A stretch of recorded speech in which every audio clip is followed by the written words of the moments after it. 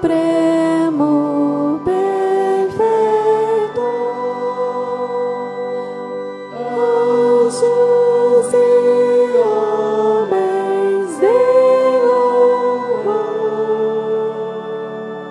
a Deus o Filho, a Deus o Pai, e a Deus Espírito, glória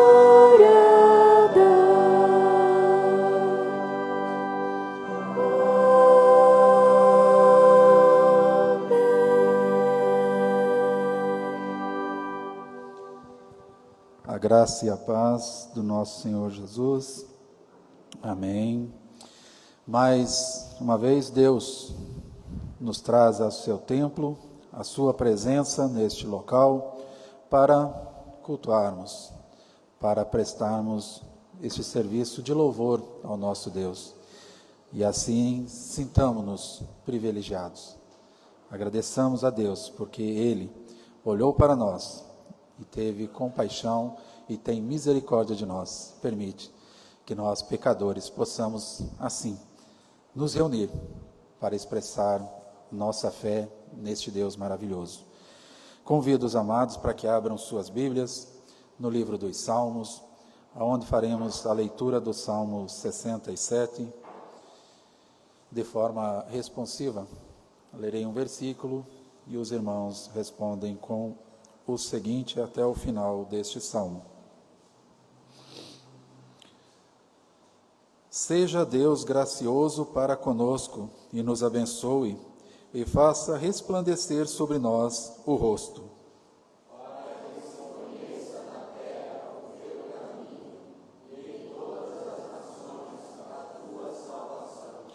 Louvem-te os povos, ó Deus, louvem-te os povos todos.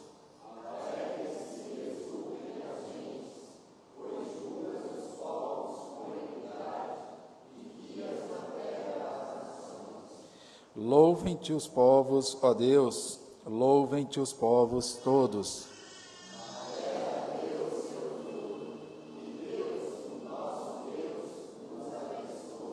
Todos juntos. Abençoe-nos, Deus, e todos os confins da terra o temerão. Os irmãos podem se assentar, e assentados nós agradeceremos a Deus, renderemos graças ao nosso Deus, porque Ele tem sido gracioso para conosco, tem nos abençoado a cada dia e a cada momento, fazendo assim resplandecer a face dele sobre nós. Curve a sua fronte, eleve o seu pensamento ao Senhor, a Deus, e ore, confessando a Ele os seus pecados, as suas faltas, adorando-o na sua santidade. Oremos.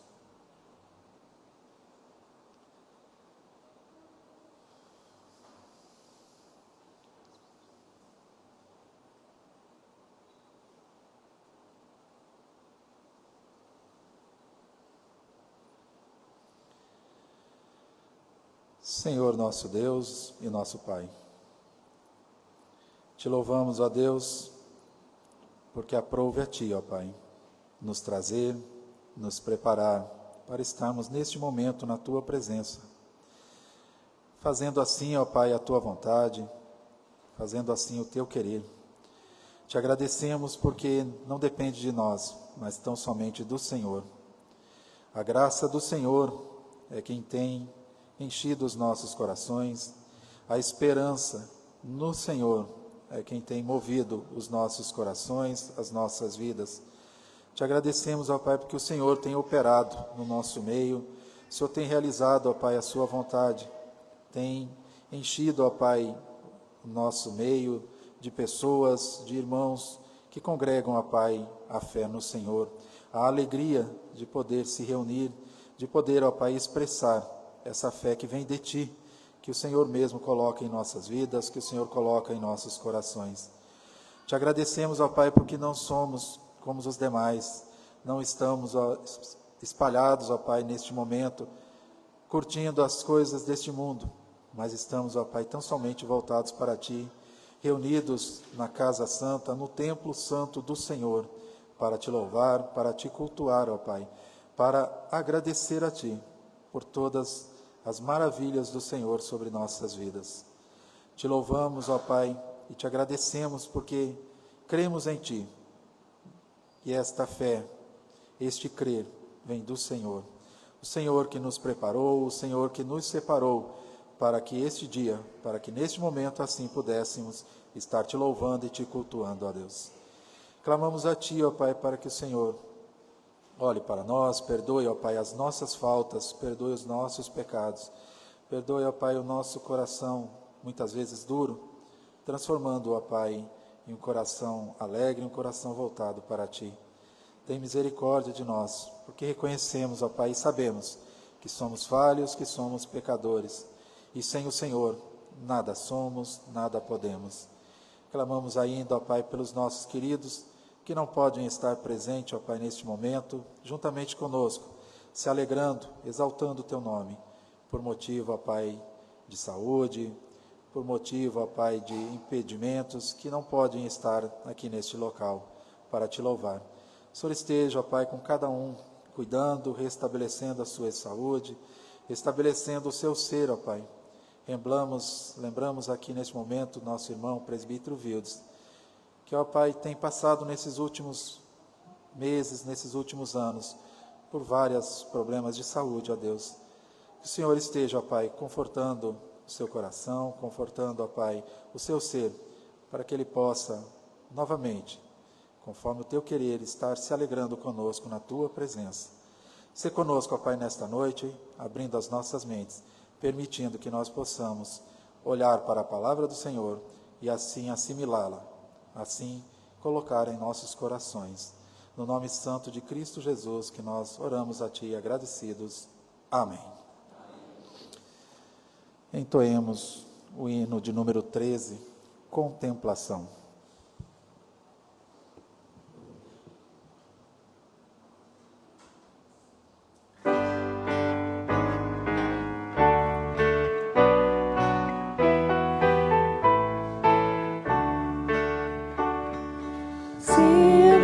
Cega o sol ardente, quando visto em seu fulgor, quem contemplará aquele que do sol é criador? Patriarcas não puderam o seu rosto contemplar, nem Abraão chegou a vê-lo antes mesmo de pecar.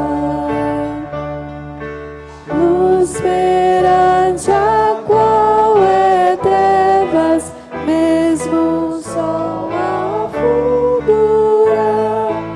Nossos olhos pecadores não Te podem contemplar.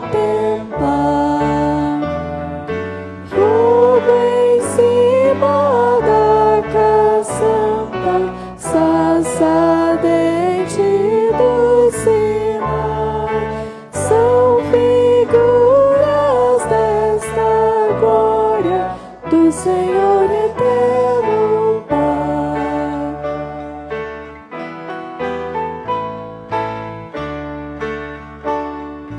Para termos nós com Ele franca e doce comunhão, Cristo Filho fez-se carne, fez-se nossa redenção,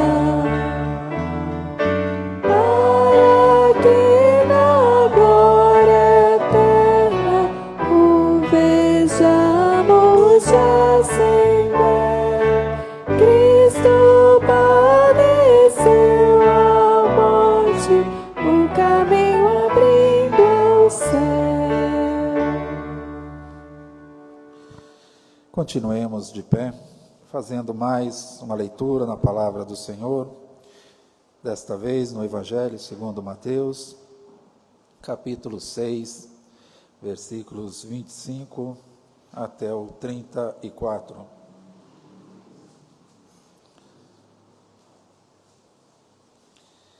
Faremos essa leitura de forma responsiva.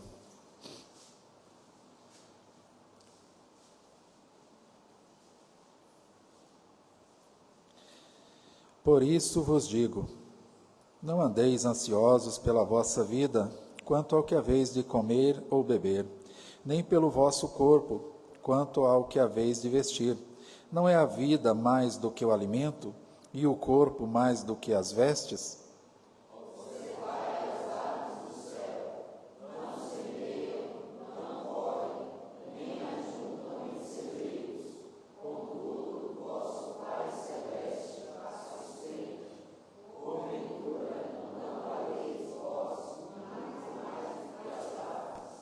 Qual de vós, por mais ansioso que esteja, pode acrescentar um côvado ao curso da sua vida?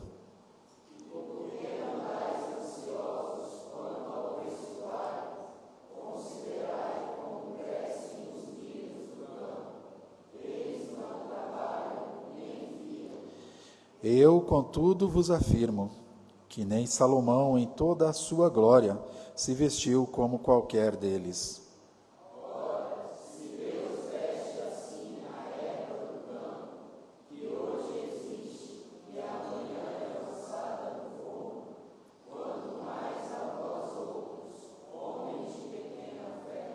Portanto, não vos inquieteis dizendo, que comeremos, que beberemos, ou com que nos vestiremos? Porque os gentios seguem e procuram todas essas coisas, pois o vosso Pai Celeste sabe que necessitais de todas elas. Buscai, pois, em primeiro lugar o seu reino e a sua justiça, e todas estas coisas vos serão acrescentadas.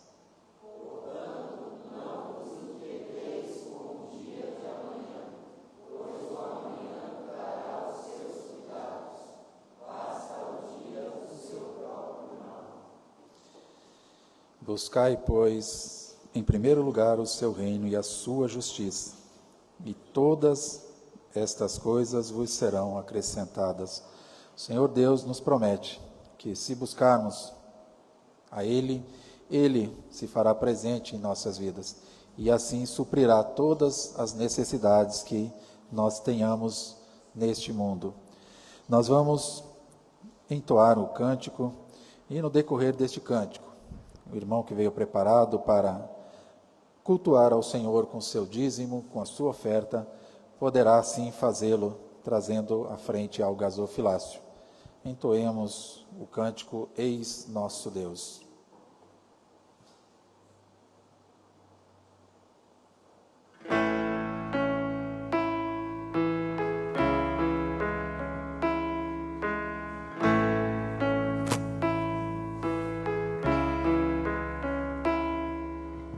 Quem tomou o mar em suas mãos, quem contou da areia cada grão, tremeis nações ao ouvir sua voz, rejubila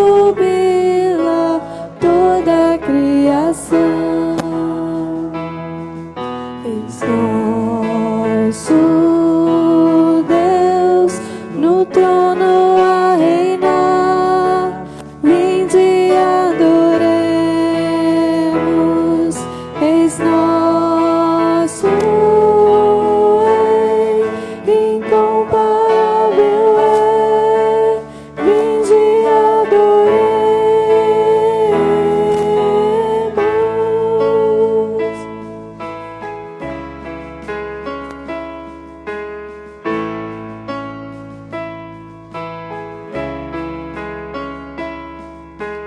Quem já deu conselhos ao Senhor, ao que disse quem se pode opor? Tudo sabe quem vai lhe ensinar, tudo fez quem pode questionar. Eis nosso Deus no trono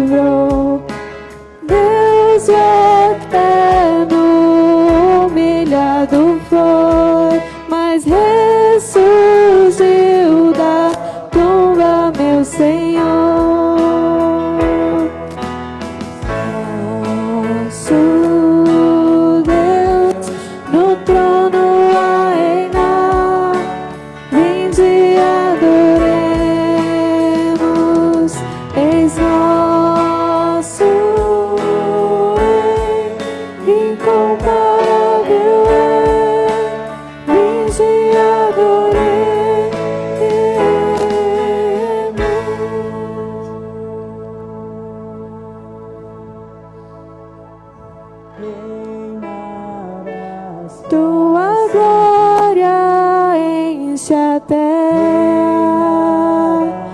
tua glória enche a terra, tua glória enche a terra, pra sempre.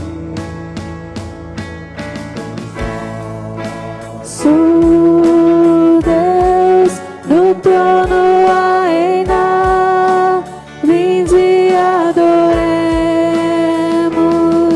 eis nosso Rei, incomparável é, vinde adoremos.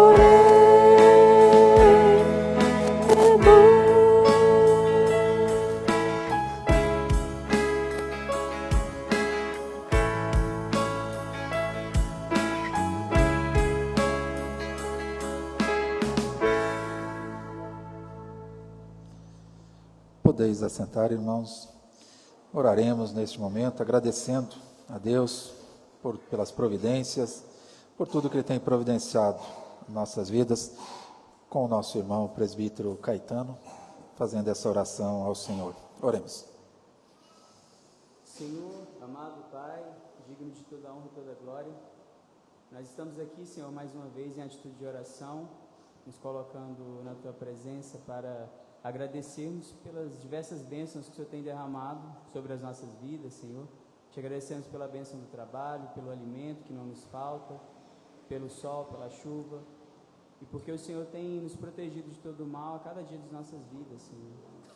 Da mesma forma, te pedimos por todos aqueles irmãos que têm passado por necessidade, têm enfrentado dificuldades no trabalho, Senhor, que o Senhor possa estar capacitando, abrindo portas, que dessa forma os irmãos aqui dessa igreja todos tenham a dádiva, Senhor, de poder ter o seu sustento diário, sabendo que tudo isso vem diretamente de Ti, Senhor. Sim, e da mesma forma tivemos aqui a oportunidade de depositar os dízimos e ofertas no gasofilaço, Senhor.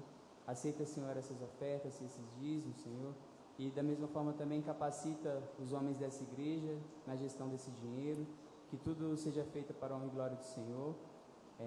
Que o Senhor também possa estar guiando essa igreja, tanto nas ações sociais, quanto nos trabalhos espirituais, esteja movendo os homens, Senhor, esteja tocando os corações, quebrantando os corações, que a Tua palavra possa estar causando transformação nas nossas vidas, Senhor. Abençoe o decorrer desse culto, nos guia, nos guarde, em nome de Jesus que oramos e agradecemos. Amém. Amém. Passamos para o nosso momento de confissão de fé. Catecismo de Heidelberg, pergunta 108, dando continuidade aos mandamentos, à lei do Senhor. O que o sétimo mandamento nos ensina? Toda impureza sexual é amassada.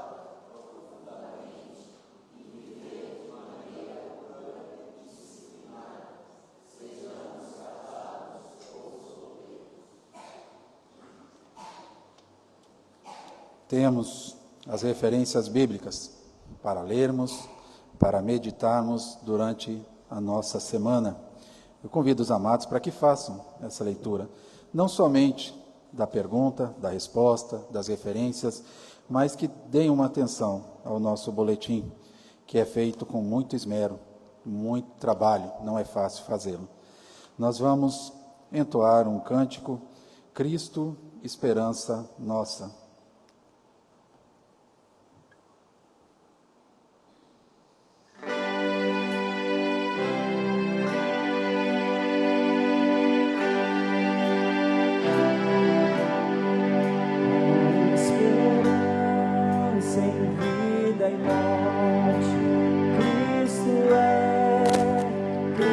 Em que confia o nosso ser.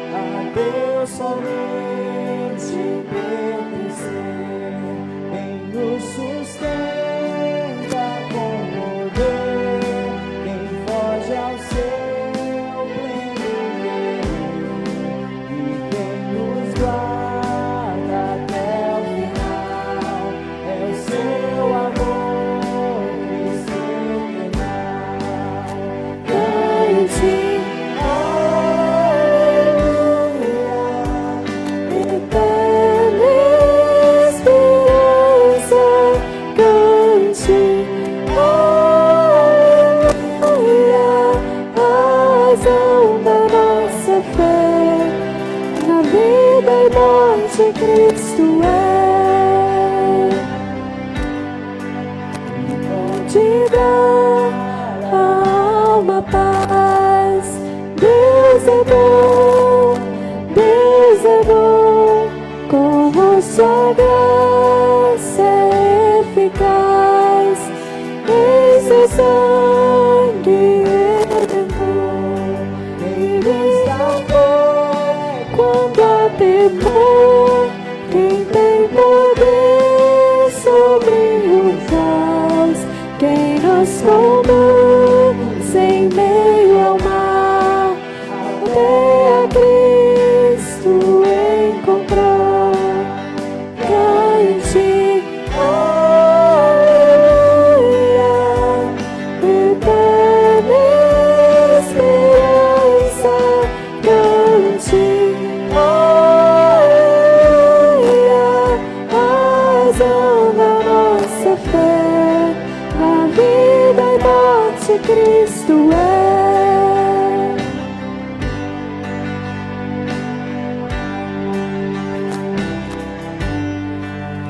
Quando o fim então chegar, vivo estás, que recompensa o céu trará, eterna vida com Jesus. Ele irá nos encontrar, a morte então destruirá, em alegria festejar, eternamente Cristo em nós. Cante, aleluia,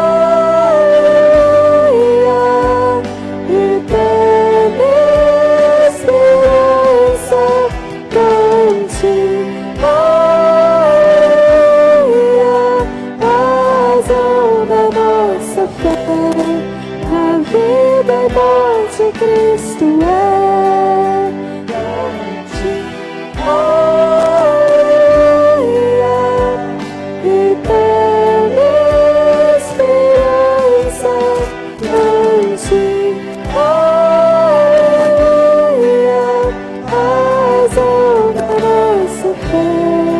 Na vida e morte Cristo é. Razão da nossa fé, na vida e morte Cristo é.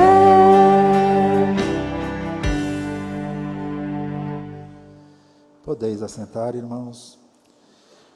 Oraremos neste momento, intercedendo ao Senhor pela mensagem, pelo pregador que nos trará a mensagem nesta noite, para que Deus esteja agindo na vida, de forma que a mensagem dele, a palavra dele seja pregada e venha de encontro às nossas necessidades.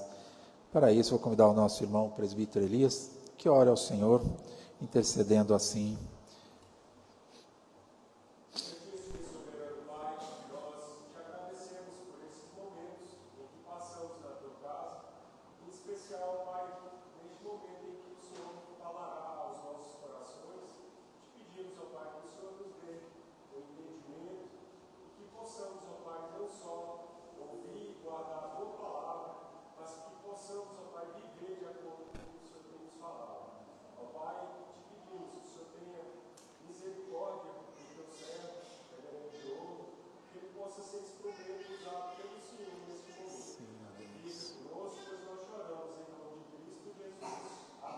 Amém. A palavra está com o reverendo Diogo.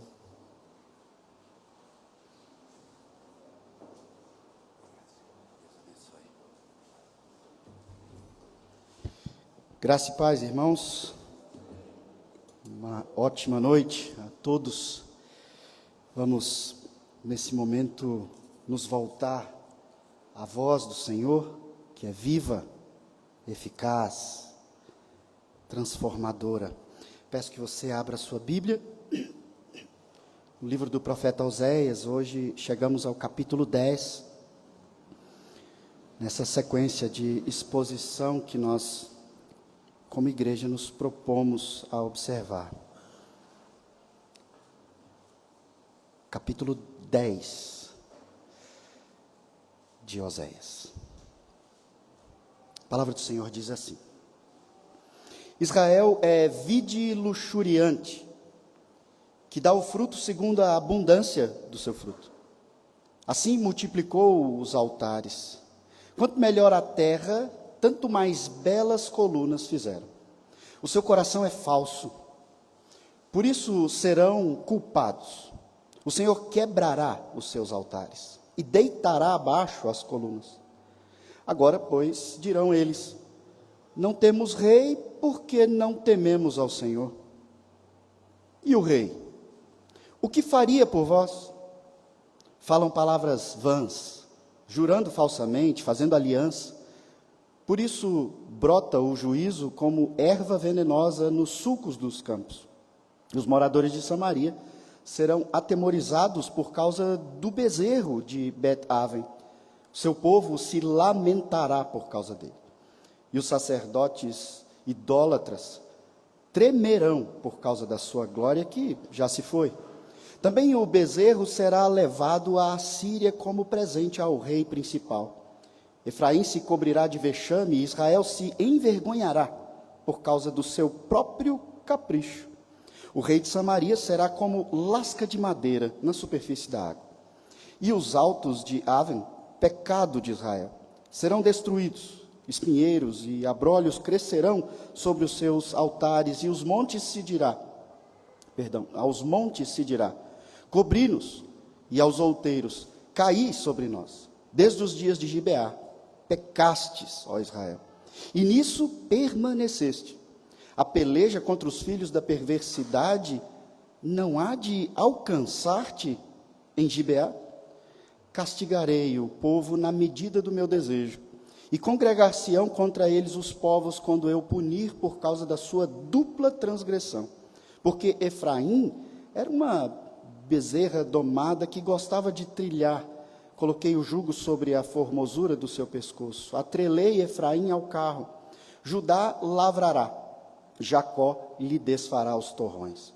Então eu disse: semeai para vós outros em justiça, ceifai segundo a misericórdia, arai o campo de pouso, porque é tempo de buscar ao Senhor, até que ele venha e chova a justiça sobre vós. Arastes a malícia, colhestes a perversidade. Com estes o fruto da mentira, porque confiaste nos vossos carros e na multidão dos vossos valentes. Portanto, entre o teu povo se levantará tumulto de guerra, e todas as tuas fortalezas serão destruídas, como Salmã destruiu Bet-Arbel no dia da guerra. As mães ali foram despedaçadas com seus filhos. Assim vos fará a Betel, por causa da vossa grande malícia, como passa a alva. Assim será o rei de Israel, totalmente destruído. Até aqui, vamos ao Senhor em oração. Grandioso Deus, amoroso Pai, nós somos o teu povo, esta é a tua palavra. Nós estamos aqui reunidos em teu nome. E de corações prontos, sinceros, nós te pedimos, Senhor, fale conosco nessa noite. Fale, ó Pai, nós te pedimos, poderosamente conosco, transformadoramente conosco, de maneira que a nossa vida seja uma resposta à tua voz nessa noite. É o que nós te pedimos em nome de Jesus. Amém. O que é a vida? O que é a vida? Já perguntei outras vezes, nós já pensamos sobre alguns aspectos, mas eu quero te fazer pensar mais uma vez. O que é a vida? Inúmeros filósofos pensadores já deram inúmeras definições para essa pergunta. Eu, particularmente, gosto de pensar que a vida pode ser definida pela palavra agora. A vida é o agora. E eu penso assim, gosto de definir assim, porque quem menos vive, de fato, a vida, é quem se enche de angústia pelo passado ou se enche de ansiedade pelo futuro. E no meio dessa confusão entre a angústia do passado, a ansiedade do futuro, depressão e ansiedade ocupam todo o agora, de forma que não se vive como se deve viver. Não vive o agora. Até mesmo se você pensar de maneira mais ampla na sua vida como um período de existência na Terra, que vai aí até os 70, quem sabe, 100 anos. A sua vida, então, será definida nos seus pensamentos, nos seus anseios, entre formar, adoecer e morrer. Veja, já mencionei isso em outras oportunidades, dos 0 aos 30 anos aproximadamente, você está sendo formado. Sua estrutura física, psíquica, emocional, intelectual, você está sendo formado e você é treinado a sempre pensar no futuro nesse período. No que você vai ser quando você tiver conquistado isso ou aquilo nesse processo de formação. Então você chega ali aos 25, 30 anos e dos 30 até os 60 você então começa a implementar, e você é treinado para isso, implementar, desenvolver, gastar toda a sua energia, a sua saúde física, psíquica, emocional, para criar ou estabelecer algo, sempre pensando no futuro. Em uma época em que você possivelmente sonha em usufruir de tudo como resultado desse desgaste. Mas aí você chega então ali na casa dos 60, 55, 60 anos, e desse período dos 60 até, quem sabe, 70, 80, 90, 100 anos, você começa então a perder toda a sua estrutura física, intelectual, e muitas vezes você está completamente tomado pelas lembranças do passado, tentando viver algumas daquelas emoções que foram boas.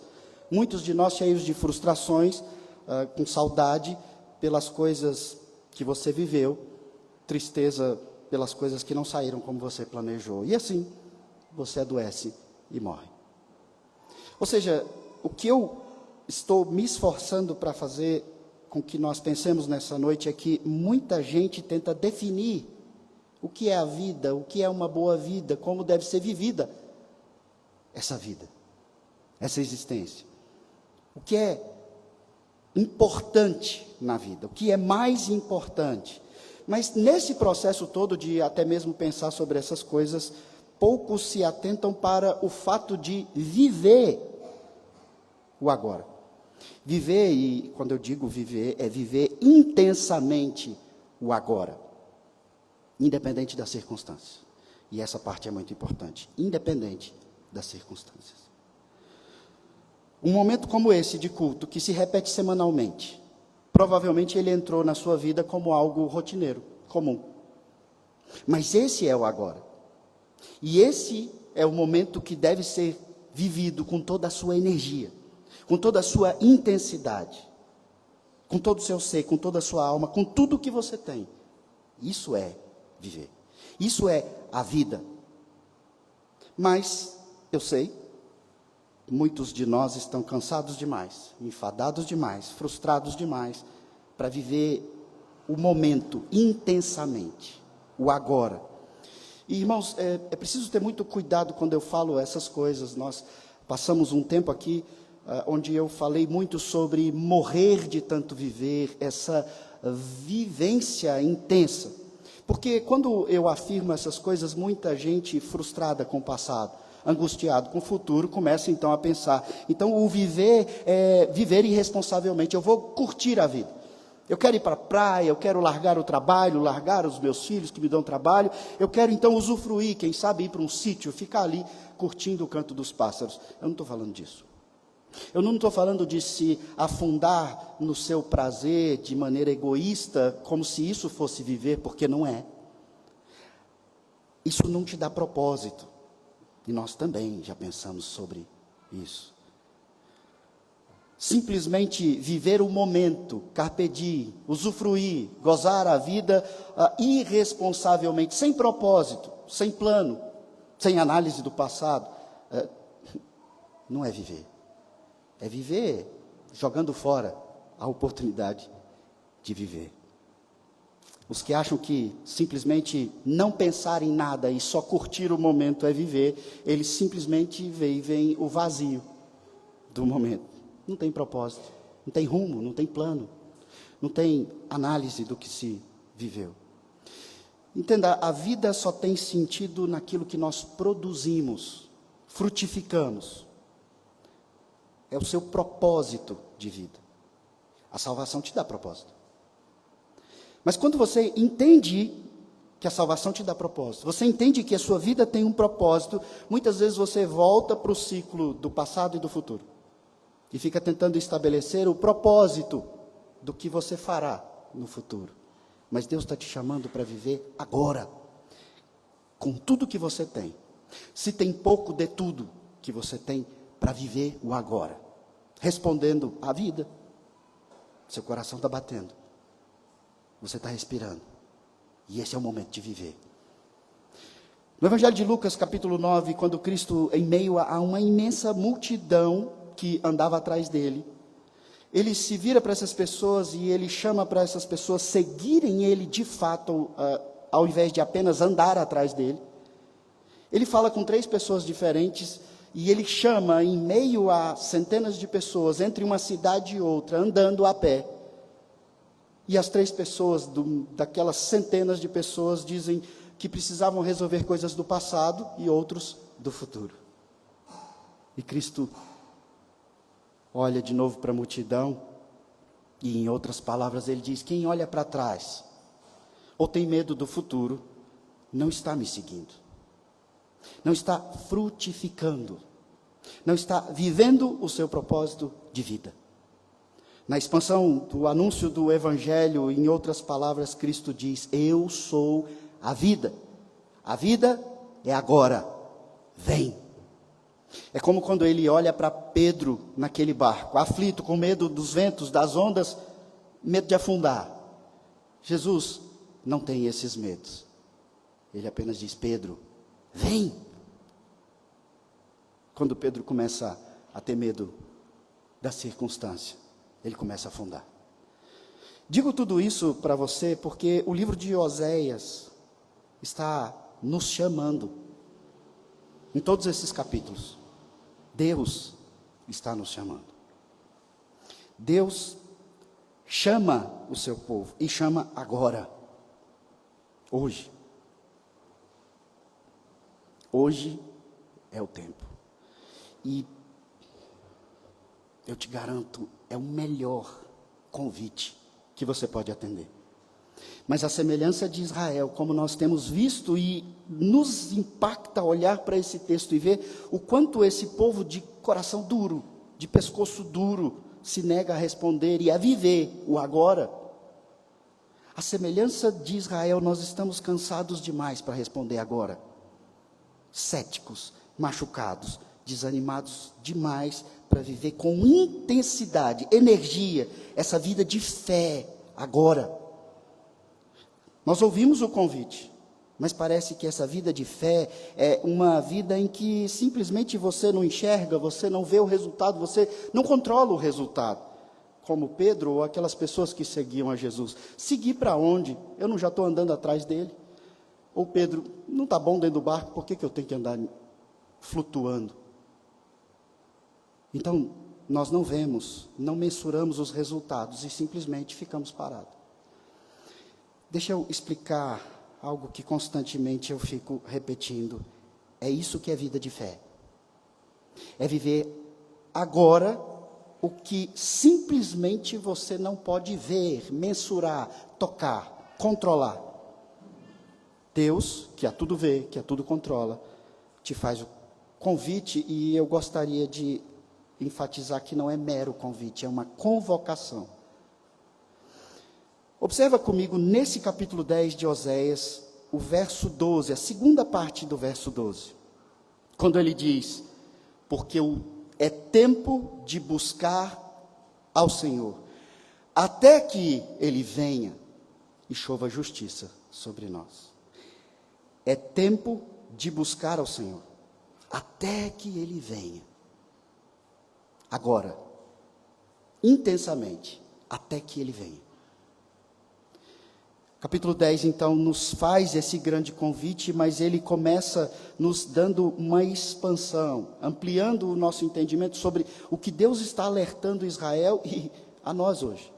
Verso 1 começa dizendo que Israel é uma vide luxuriante. Luxuriante no sentido de bela, exuberante, frutífera. No capítulo 9, no versículo 10, nós lemos que Deus disse: eu achei Israel como uva no deserto. O texto está expandindo o entendimento para nós. As uvas encontradas no deserto, aqui elas tornam-se vide, bela, exuberante, frutífera, luxuriante. Deus achou Israel como uma uva lá no deserto, onde não tinha como ela frutificar, crescer, dar boas uvas, era secar e morrer. Então Deus resgata, pega a uva no deserto, e então ele semeia no terreno fértil, ele cuida, ele cultiva na terra prometida. Como um zeloso jardineiro que cuida do jardim diariamente, Deus cerca Israel de proteção. Como um jardineiro cuidadoso, ele rega, ele prepara a terra, ele diariamente cuida dessa vide. E agora então essa vide é vide luxuriante. Uma videira exuberante, frutífera. Mas o próprio texto diz como essa vide luxuriante responde. Segunda parte do versículo 1. Segundo a abundância do seu fruto, assim multiplicou os altares. Quanto melhor a terra, tanto mais belas colunas fizeram. Na mesma proporção que Deus abençoou, Israel pecou.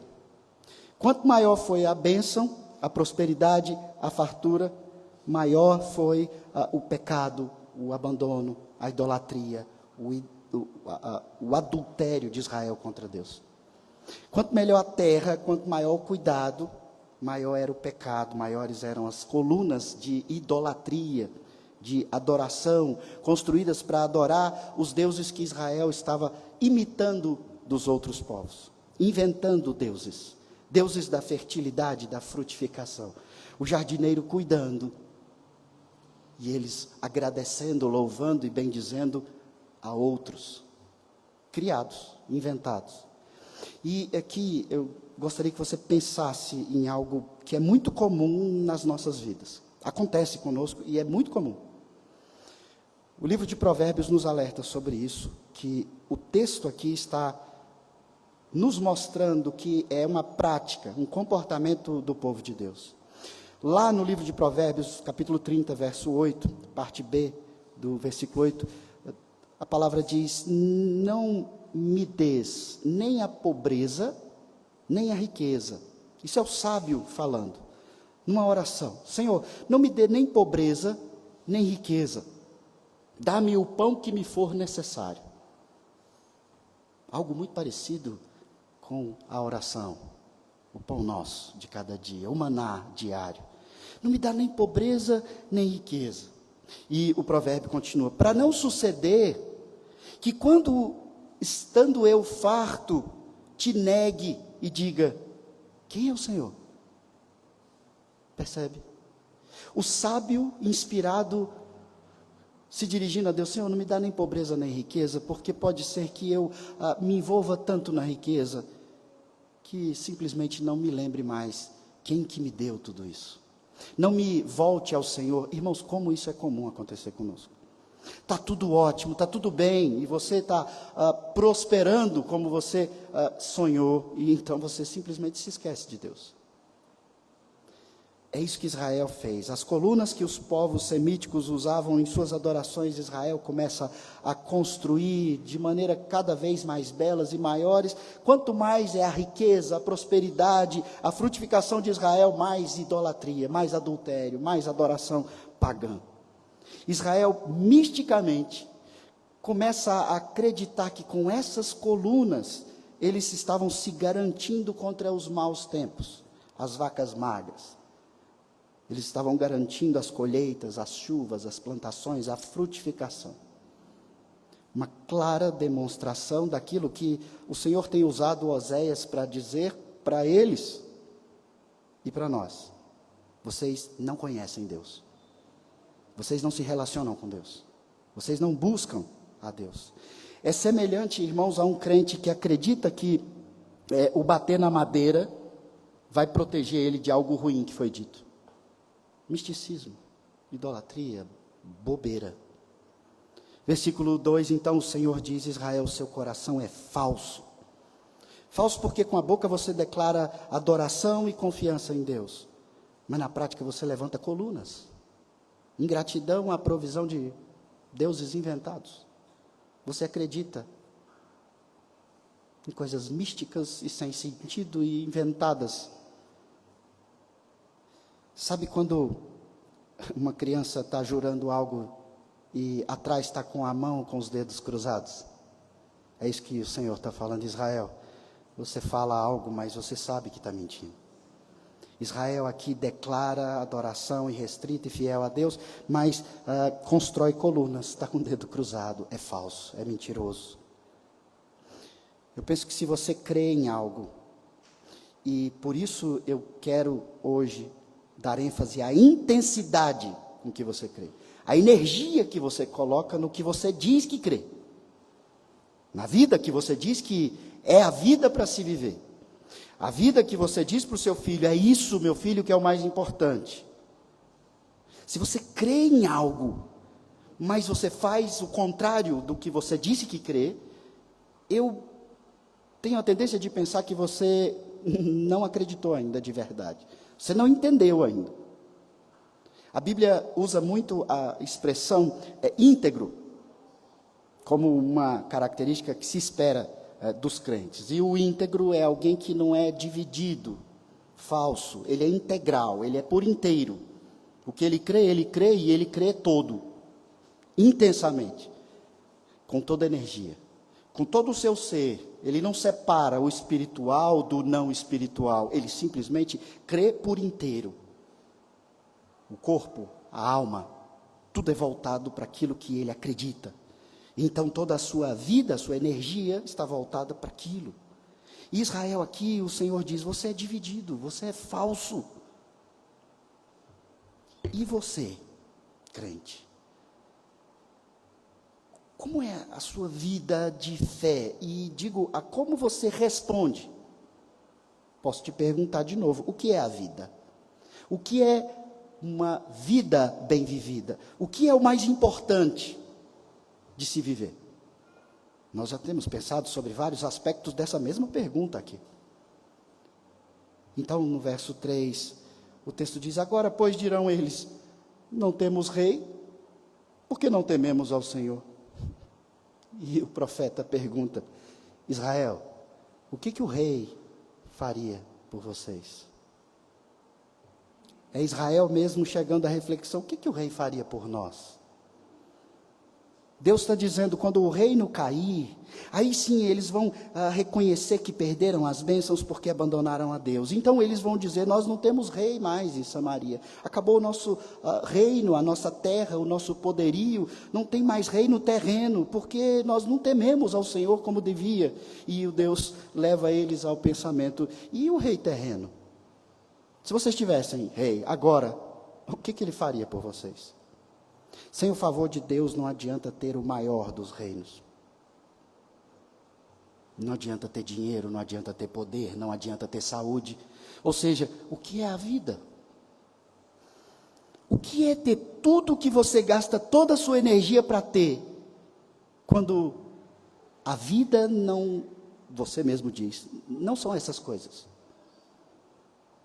Sem o favor de Deus, não adianta ter nada. Versículo 5 diz que os moradores de Samaria serão atemorizados por causa do bezerro. Seu povo se lamentará por causa do bezerro. Versículo 6 alerta: quando vocês caírem, o bezerro será levado. No início do livro de Oséias, nós vimos aqui que quando se fala os nomes dos filhos do profeta, lá nos primeiros capítulos, As referências que são colocadas ali são sempre ao nome de Deus, e isso tem todo um significado, e é muito oportuno nós vermos todo o livro do profeta, porque nós vamos vendo o abrir aos nossos olhos daquilo que Deus está comunicando. As referências dos filhos do profeta Oséias eram ao nome de Deus, o pertencimento, o que dá identidade ao povo de Deus é o nome de Deus. Por isso o nome de Deus tem uma ênfase toda especial na revelação bíblica. Deus é aquele que é. Sem Ele, nada é. Por isso Ele diz a Moisés, quando Moisés pergunta, Senhor, e se me perguntarem, qual o nome do nosso Deus? E Deus diz, eu sou. Nada é sem mim. Eu sou. Oséias, aqui no capítulo 2, lá no comecinho, quando Deus faz ali o primeiro anúncio, capítulo 2, verso 1, ele diz, chamai a vosso irmão, meu povo. E ele está fazendo uma referência direta ao eu sou. E quem é meu só é em mim, meu povo. Tem um hífen unindo essas duas palavras. Ainda no capítulo 2, verso 23, ele diz ainda, semearei Israel para mim na terra, compadecer-me-ei da desfavorecida, e não meu povo, direi, tu és meu povo. Ele dirá, tu és meu Deus. Tudo isso está nos levando para algum lugar aqui no livro do profeta. Quando Deus liberta então o seu povo, eu sou. E Deus vai nos mostrando isso. Quando Ele faz as alianças com o seu povo repetidamente, como já mencionei aqui em Ezequiel 36, 28. Vós sereis o meu povo, e eu serei o vosso Deus. Essa é a frase de efeito do pacto, da aliança. E aqui no versículo 5 nós vemos que a referência do povo de Israel é o bezerro. Não é Deus. A identidade, a segurança, a confiança, a fé, a existência do povo é o bezerro. O referencial religioso, a identidade é o bezerro. O povo, quando for tomado pela Síria, a profecia já diz, vocês ficarão atemorizados por perderem o bezerro. Então eles lamentarão por causa do bezerro. O bezerro, as colunas, dá identidade para o povo. Um Deus feito de metal, levado de um lado para o outro, e a ênfase do profeta aqui isso é um objeto, Israel. Isso não é Deus, vocês mesmos fizeram, vocês criaram, vocês manufaturaram. Quando a Síria vier, vai pegar o seu Deus e vai levar. E o que era seu agora não é do rei da Síria. Eles amavam o bezerro. Porque o bezerro dava segurança, referencial religioso, visível, palpável. O que traz segurança para você? É seu emprego, é sua família, é seu filho, é seu marido, é sua casa, é seu patrimônio, é a sua aposentadoria. O que te dá identidade? Quando vão falar de você, quando os seus filhos forem contar sobre você, quem é você? Pergunto de novo, o que é a vida para você? Essa resposta vai te mostrar qual é a sua identidade. Quando falo de vocações aos mais jovens sobre profissões, eu sempre procuro enfatizar isso. Você quer ser um advogado crente ou um crente que advoga? Você quer ser um policial crente ou um crente que exerce a função de polícia? Você quer ser um bombeiro crente ou um crente que salva vidas? Você quer ser um marceneiro, um carpinteiro, um enfermeiro crente, ou você quer ser um crente? Isso faz toda a distinção. O que te dá identidade é a sua profissão, a sua realização. Essa resposta te mostra o que é a vida para você. Só que todas essas profissões e realizações, elas podem estar envolvidas, imbuídas no propósito da sua existência, sim. Mas a ordem da sua identidade muda tudo. Porque é o propósito que Deus te dá naquela profissão, na sua vida. A vida que você quer viver, para a glória de Deus. Então, nós não precisaremos mais ficar nos preocupando se fazer isso ou aquilo é pecado. Porque tudo que você for fazer é para a glória de Deus. E esse é o seu propósito de vida. Então, todas as coisas podem ser feitas para a glória de Deus. E então você começa a viver com toda a sua energia, com toda a sua intensidade. Irmãos, não estabeleça o seu referencial, sua identidade maior em algo dessa vida, porque acaba. Não ame algo que pode ser levado, carregado como o bezerro, quebrado, destruído como as colunas. Isso não pode ser a sua identidade. Ame as coisas, sim. Abrace seus propósitos com intensidade, sim. Viva intensamente, mas não ame essas coisas como se deve amar a Deus antes de todas as coisas. Não seja definido por essas coisas.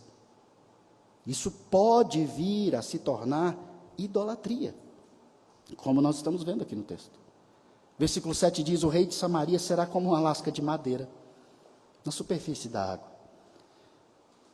Um rei que não governou o povo como deveria, guiado pela palavra de Deus. O que é desse rei? De uma teocracia. Um governo que deve representar o governo de Deus, mas esse rei simplesmente não representa Deus. A identidade dele é seu palácio, é o seu poder, não Deus. O que é desse rei? Você já viu uma lasca de madeira boiando num rio? Ela sabe para onde que ela vai? Você sabe para onde que ela vai? Não carece de muita explicação. O grande poder do reino de Israel é como uma lasquinha de madeira boiando na água. A voz do Senhor é como as muitas águas. O rei, a lasquinha de madeira na superfície da água, levado para um lado para o outro, assim como o bezerro é levado pela Síria. Ventos, correntezas, movimentando a lasca de madeira. O rei não tem controle da sua própria vida. Refém, sem controle, sem saber onde que ele vai parar. Na curva, boiando. Algo sem valor, sem peso, sem glória. O maior rei da terra é uma lasca de madeira, boiando na água. Versículo 9 nos mostra que o pecado de Israel é antigo, e não só antigo, como nós temos visto desde o primeiro capítulo, ele é persistente. E aqui nós precisamos pensar um pouco sobre o quanto esse pecado antigo é horrível. Ele fala dos dias de Gibeá. O Senhor diz: Israel, você peca desde os dias de Gibeá. E nisso você permanece, Israel. Irmãos, Gibeá era um povoado da tribo de Benjamim. É como se fosse um bairro da tribo de Benjamim. E os homens de Gibeá, eles estavam tão apóstatas, tão distantes de Deus, cometendo atos tão abomináveis de lascívia, que eles mataram uma mulher num episódio de estupro coletivo, no meio do povo de Deus. Então você pensa, é um povoado de Benjamim. Os líderes de Benjamim, os juízes crentes, vão corrigir, vão punir esses homens. Não, eles disseram: morreu, deixa para lá. Então as outras tribos de Israel saem querendo fazer justiça, mas também com o coração tomado de ódio, de vingança, e eles atacam unidos a tribo de Benjamim. Isso fica cravado e é narrado em outros textos bíblicos. Quase que toda a tribo de Benjamim foi completamente dizimada. Só não morreu quem conseguiu escapulir. Guerra dentro do próprio povo de Deus. Estupro coletivo, assassinato. E Deus diz: vocês se lembram do episódio de Gibeá? O pecado de vocês dói, é horrível. É como se Deus estivesse dizendo para Israel: eu não espero isso nem daqueles que não me conhecem. E não bastasse vocês pecarem de forma tão horrível, vocês tentam trazer uma solução que é pior. E não bastasse soluções completamente tomadas pela influência de Satanás, vocês persistem no pecado. Vocês permanecem no pecado. E Deus diz então no verso 10, eu vou castigar vocês, mas eu vou castigar vocês na medida do meu próprio desejo. Ou seja, eu sou justo, eu sou o vingador. Os povos vão se congregar contra vocês. Então, ele novamente começa a trazer um lampejo, um anúncio que exige do povo de Deus a resposta.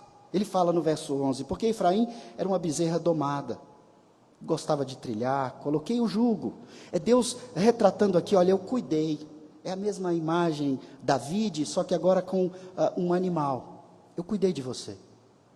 Eu coloquei jugo, eu te dei um rumo, um propósito, para você trilhar, para você trabalhar, para você frutificar. Eu te dei sentido de existência, sentido de vida. Você frutifica, você trabalha, eu te coloquei no prumo.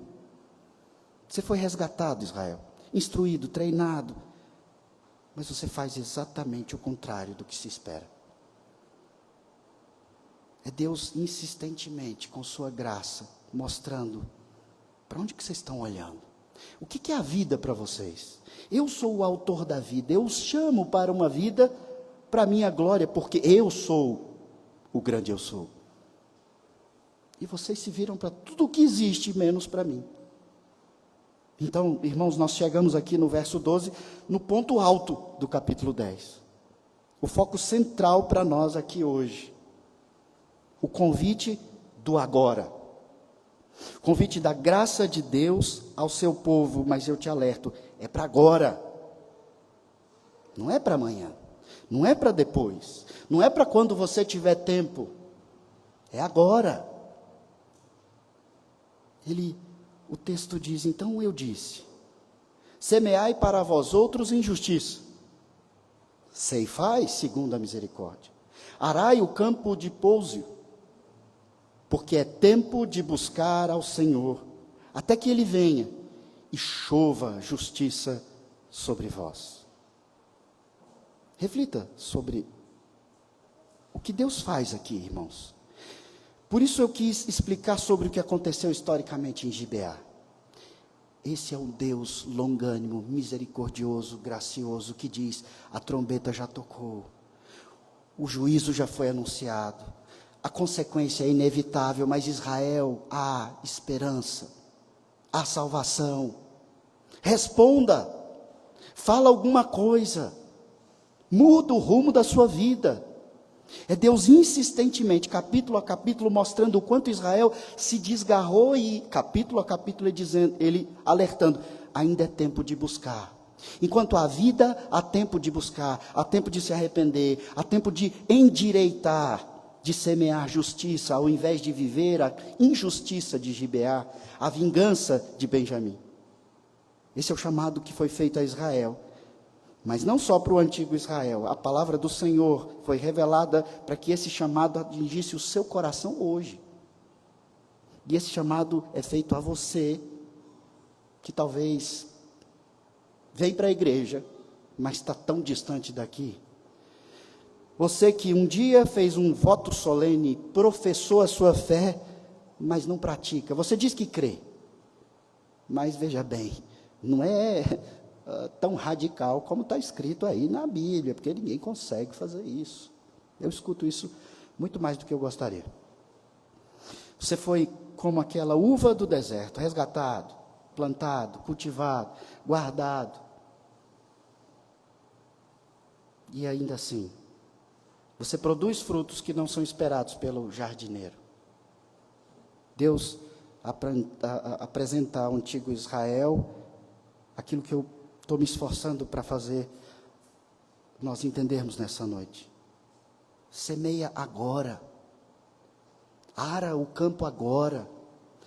E também, você não vai ceifar só na eternidade. Ceife agora. É tudo agora. E você diz, mas pastor, parece que eu não estou colhendo essas coisas. Eu venho para a igreja, eu não estou faltando. Eu oro, eu leio a Bíblia, mas eu não estou ceifando. Então você ainda não entendeu o que é viver intensamente o agora, independente da circunstância. O campo de pouso, que é escrito aí, é um solo duro, sem preparo, cheio de erva daninha. O convite do Senhor é, você precisa ser nova criatura. Não dá para remendar o odre velho, você tem que ser um novo odre. Tem que arar. Tem que revolver toda essa terra, largar para trás o antigo homem. Então, se tornar a nova criatura. Um texto que Cristo traz de maneira muito clara a aplicação do que é dito aqui sobre semear, ceifar, arar, está em João, Evangelho de João capítulo 15. Quando Cristo se apresenta para aquela multidão e ele então diz: eu sou a videira verdadeira, meu pai é o agricultor, todo ramo que estando em mim não der fruto, ele corta, e todo que dá fruto, ele limpa, para que produza mais fruto ainda. E ele continua: vós já estáis limpos, pela palavra que vos tenho falado. Permanecei em mim, não como Gibeá no pecado. Permanecei em mim, Cristo diz, e eu permanecerei em vós. Como não pode o ramo produzir fruto de si mesmo, se não permanecer na videira. Se assim nem vós podeis dar, se não permanecerdes em mim. Eu sou a videira, ele repete, vós os ramos. Quem permanece em mim e eu nele, esse dá muito fruto. Eu abro um parênteses, agora, não é no futuro. Cristo continua, porque sem mim, nada podeis fazer. Pensa sobre essa expressão, sem mim, nada podeis fazer. Agora, o seu trabalho, nada. Seu casamento, nada. Criação dos seus filhos, nada. Não é fruto, é sobrevivência, existência sobre a terra, como qualquer ímpio. Sobrevive, tem filho, trabalha, ganha dinheiro. Cristo diz: isso não é nada.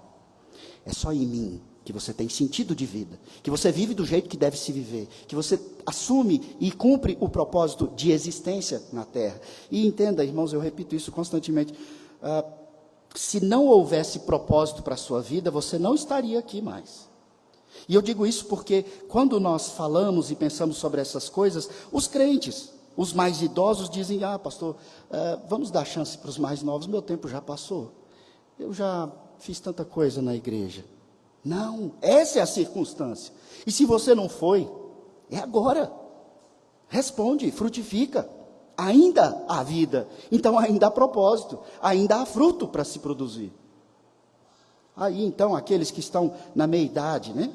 Ali entre os 30 e os 60, eles dizem: mas eu estou fazendo tanta coisa, eu estou envolvido com tanto trabalho, eu estou tão sufocado que eu simplesmente não tenho tempo de me dedicar para a igreja, para essas coisas agora.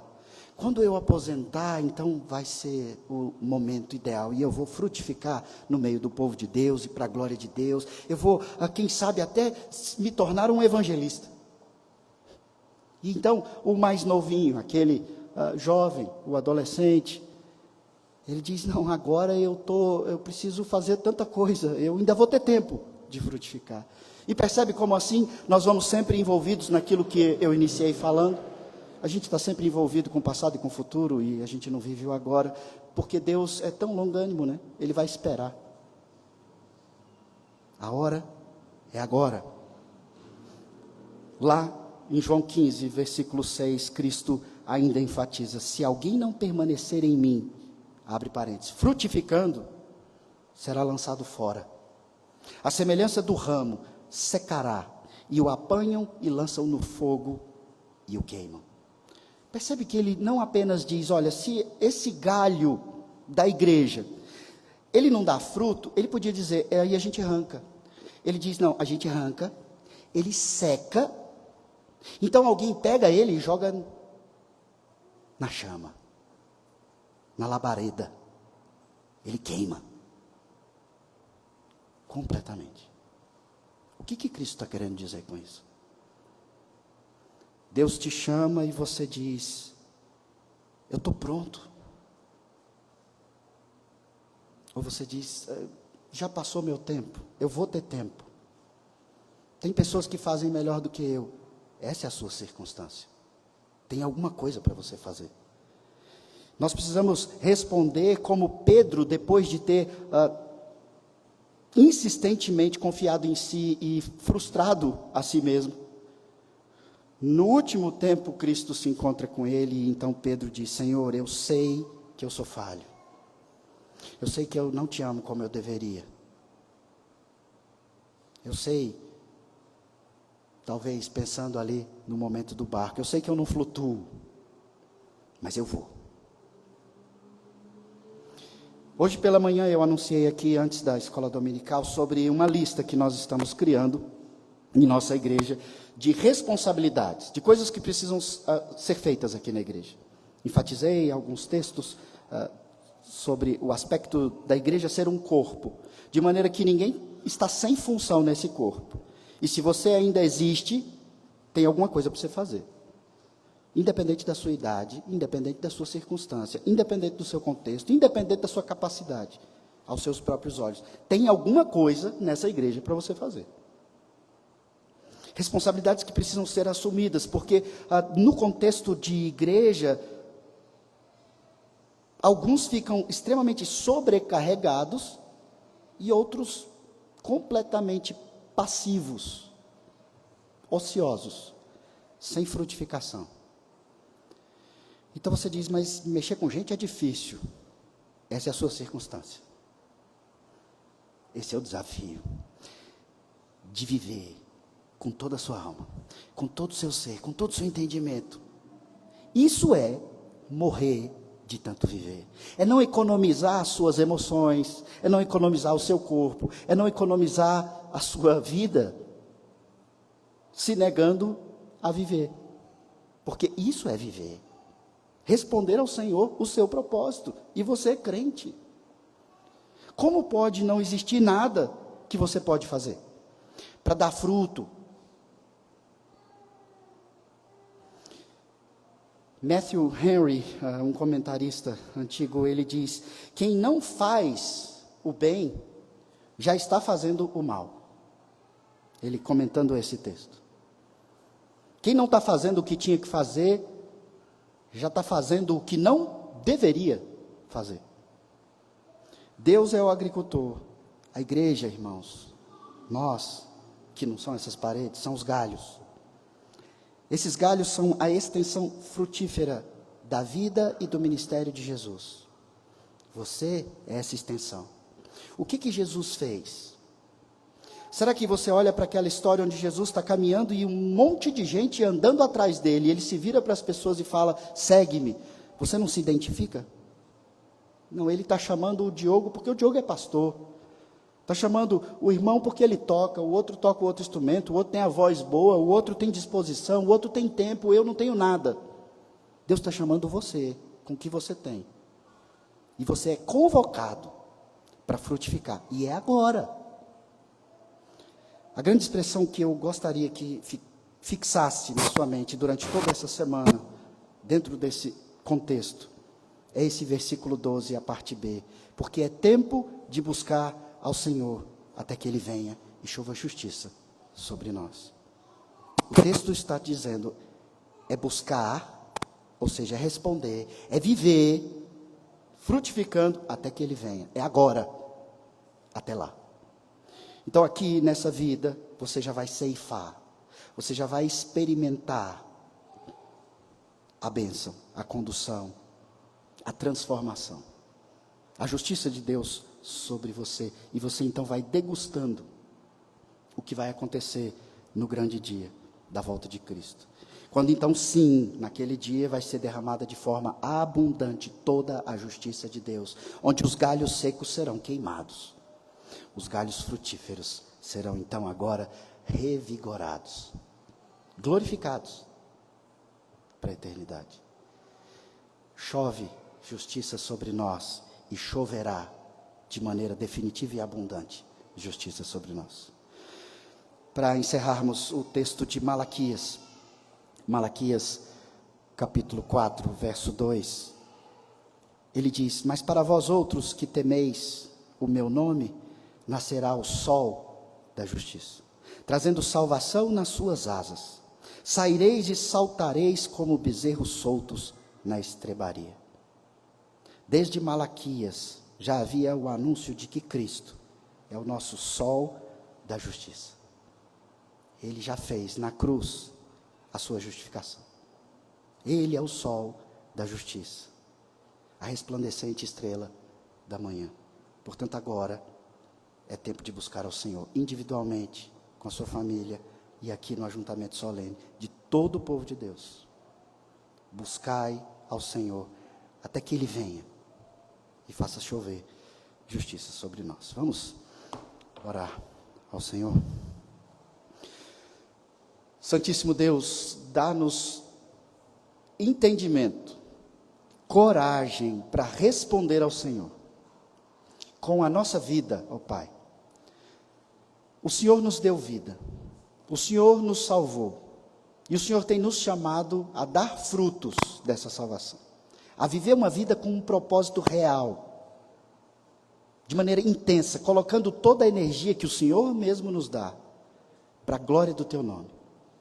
Dá-nos agora, ó Pai, nessa noite, entendimento sobre o que o Senhor quer de cada um de nós. E eu te peço isso, ó Pai, levando em consideração que nós temos ouvido mouco, temos visão turva, coração duro. Nós não entendemos com facilidade, porque o pecado nos tampa os ouvidos, nos cega os olhos. Então, Pai, eu te peço, pela Tua misericórdia, dá a cada um aqui, do mais idoso ao mais novinho, entendimento de maneira clara, objetiva e inquestionável, o que o Senhor quer que nós vivamos como propósito de existência, coloquemos a nossa energia, a nossa vitalidade, gastemos essa vida que o Senhor tem nos dado para a Tua glória, o que o Senhor quer, ó Pai, individualmente e coletivamente como igreja.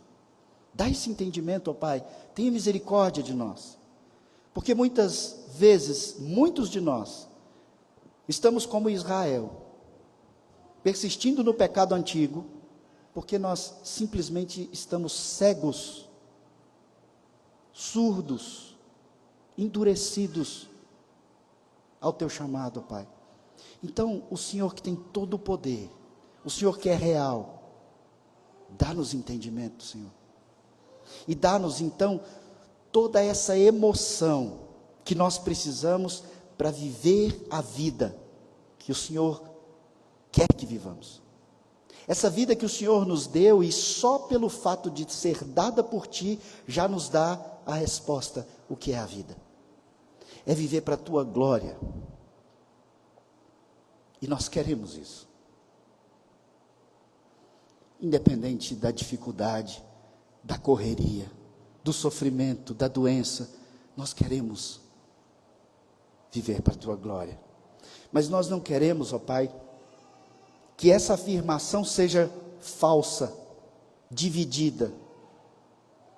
Como pastor dessa igreja, dá-nos integridade, ó Pai, sobrenatural, vinda de Ti, para que nós respondamos com integridade, por inteiro. Queremos viver para a Tua glória, gastar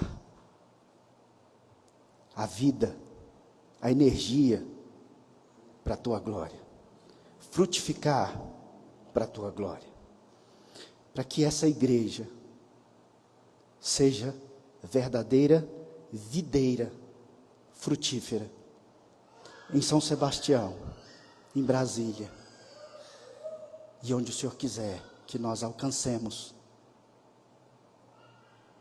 aqueles que ainda não Te conhecem, que nós frutifiquemos desde os nossos lares até onde o Senhor nos dê acesso, onde cada um dessa igreja tem alcance, no seu trabalho, nos seus estudos, em tudo que se faz. Dá-nos, ó Pai, entendimento, dá-nos coragem, para não ficarmos como aqueles que se negam a Ti seguir e frutificar, porque precisam resolver coisas do passado, estão ansiosos com as coisas do futuro, estão com medo de afundar, de se perder, e até mesmo de morrer. Dá-nos coragem, para sermos crentes íntegros, por inteiro, gastando toda a nossa energia, com o propósito da nossa vida, ó Pai. É o que nós te pedimos em nome de Jesus. Amém. Vamos responder, irmãos, cantando, hoje é tempo de louvar a Deus.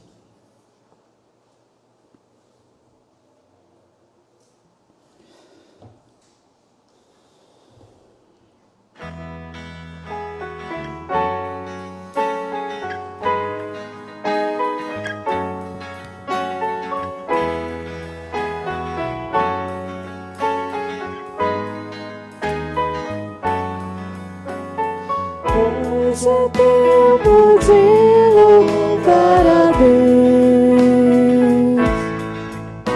Em nós agora habita o seu Espírito.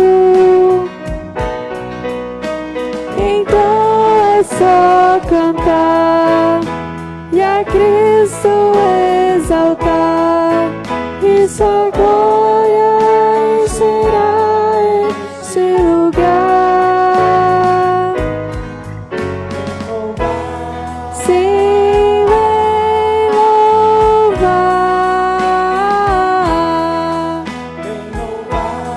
Sim, vem louvar. No meio dos louvores, Deus habita. E é seu prazer cumprir o que nos diz. Então é só cantar e a Cristo exaltar, e sua glória encherá este lugar.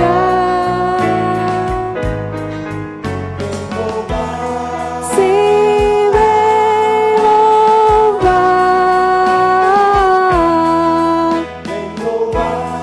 Sim, vem louvar.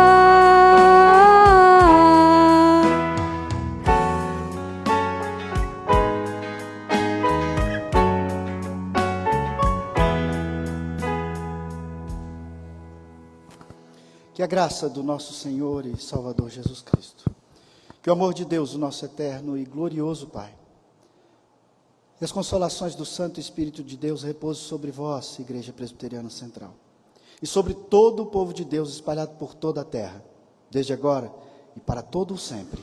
Amém.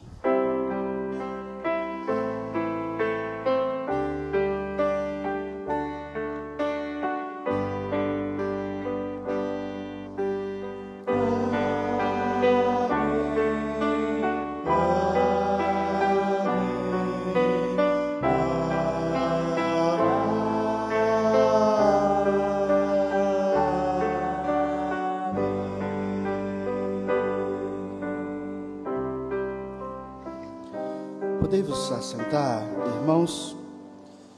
Meus irmãos, essa semana nós teremos estudo bíblico na quinta